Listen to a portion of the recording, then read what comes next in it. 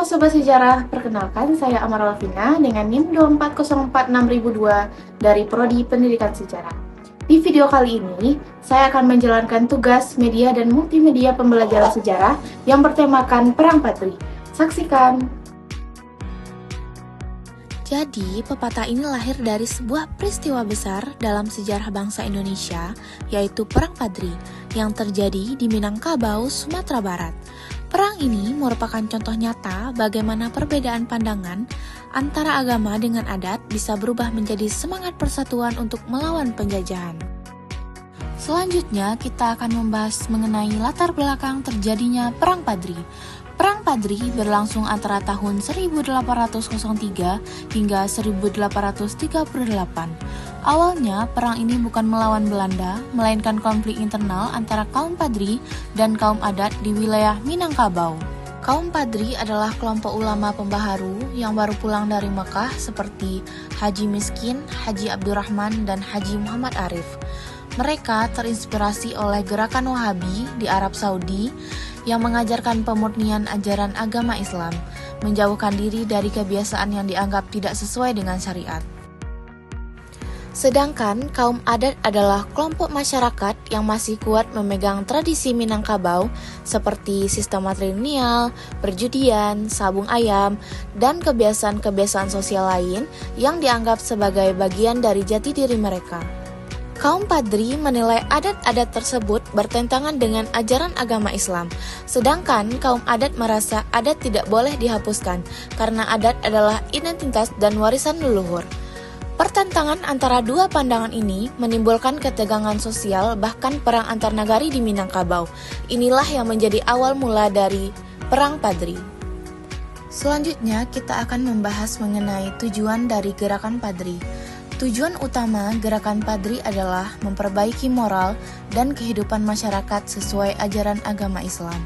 Gerakan ini menolak keras praktik-praktik yang dianggap maksiat seperti perjudian dan sabung ayam, mabuk-mabukan, gaya hidup yang tidak sesuai dengan nilai Islam.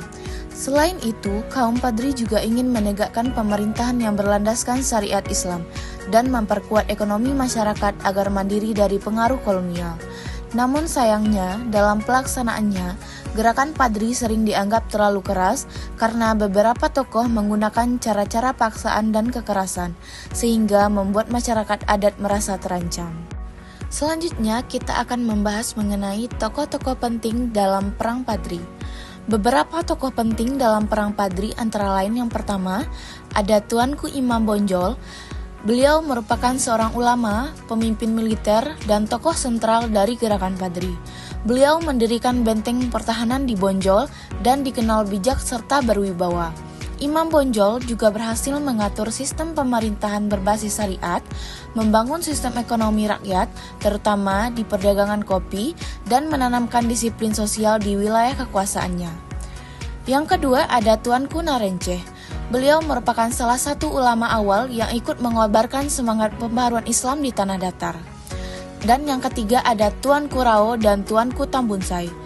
Mereka memperluas pengaruh Gerakan Padri ke daerah Tapanuli, Rokan, dan Mandailing di Sumatera bagian utara. Tokoh-tokoh ini menunjukkan bahwa Perang Padri tidak hanya terjadi di Minangkabau saja, tetapi juga meluas hingga wilayah lain di Sumatera. Pembahasan selanjutnya adalah konflik antara kaum adat dan kaum Padri. Perang Padri bisa dianggap sebagai perang saudara karena melibatkan sesama orang Minangkabau. Kaum adat menolak perubahan yang dipaksakan oleh kaum Padri, dan kaum Padri pun berupaya menegakkan syariat Islam dengan tegas, hingga beberapa nagari yang menolak untuk diperangi. Dalam situasi ini, Belanda memanfaatkan konflik tersebut. Mereka berpihak kepada kaum adat yang terdesak dengan janji akan membantu memulihkan keamanan. Namun, setelah situasi terkendali, Belanda justru memperluas kekuasaan dan mendominasi wilayah Minangkabau. Inilah strategi klasik yang disebut yaitu politik divide et impera atau pecah belah dan kuasai yang sering digunakan oleh Belanda di berbagai daerah Indonesia. Lanjut, kita akan membahas mengenai campur tangan Belanda dan akhir dari Perang Padri. Setelah ikut campur, Belanda secara perlahan mengambil alih wilayah Padri. pasukan Belanda lebih kuat karena memiliki senjata modern dan strategi militer yang teratur.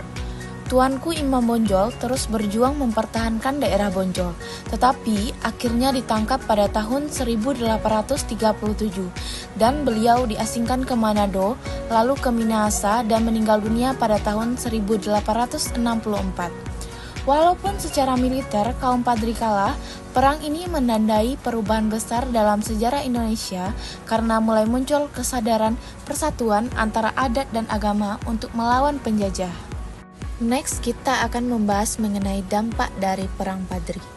Perang Padri memberikan dampak yang luas bagi masyarakat Minangkabau dan bangsa Indonesia secara keseluruhan. Yang pertama ada dampak sosial dan budaya. 1. Terjadi rekonsiliasi antara kaum adat dan kaum Padri. 2. Muncul falsafah hidup Minangkabau yang terkenal yaitu adat Basandi Syarak, Syarak Basandi Kitabullah. Artinya, adat bersandar pada ajaran Islam dan Islam bersandar pada Al-Quran. 3.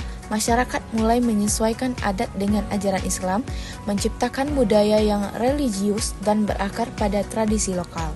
Yang kedua ada dampak politik dan nasionalisme. 1. Perang Padri menjadi simbol perlawanan terhadap penjajahan. 2.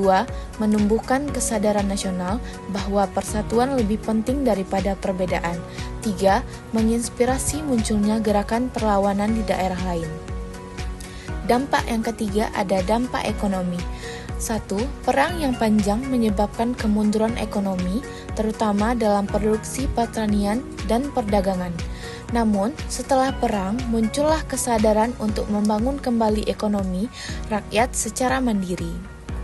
Nah, dari penjelasan tadi, maka dapat kita petik nilai dan pelajarannya, yaitu yang pertama, nilai persatuan dan rekonsiliasi. Perang ini mengajarkan bahwa perpecahan hanya akan menguntungkan pihak luar. Persatuan antara adat dan agama menjadi kunci dari kekuatan bangsa. Yang kedua, nilai religius dan moral. Gerakan Padri mengingatkan pentingnya hidup sesuai ajaran agama, menjauhi perbuatan buruk, dan menegakkan nilai-nilai kebaikan. Yang ketiga, nilai nasionalisme dan anti penjajahan. Kesadaran bahwa penjajahan adalah musuh bersama membuat masyarakat mulai berpikir untuk melawan secara kolektif, menjadi awal semangat nasionalisme Indonesia. Yang keempat, nilai kemandirian ekonomi dan sosial. Tuanku Imam Bonjol memberikan contoh penting tentang bagaimana kita membangun kemandirian ekonomi rakyat seperti dalam pengembangan produksi kopi. Baik semuanya, dari kisah Perang Padri, kita belajar bahwa perbedaan pandangan tidak boleh memecah belah bangsa. Justru perbedaan bisa menjadi kekuatan jika kita bersatu untuk tujuan yang benar. Semangat Tuanku Imam Bonjol mengajarkan kita untuk berjuang dengan iman, akal, dan persatuan. Mari kita teruskan perjuangan itu dalam bentuk cinta tanah air dan tanggung jawab sebagai generasi penerus bangsa. Terima kasih semuanya. Wassalamualaikum warahmatullahi wabarakatuh.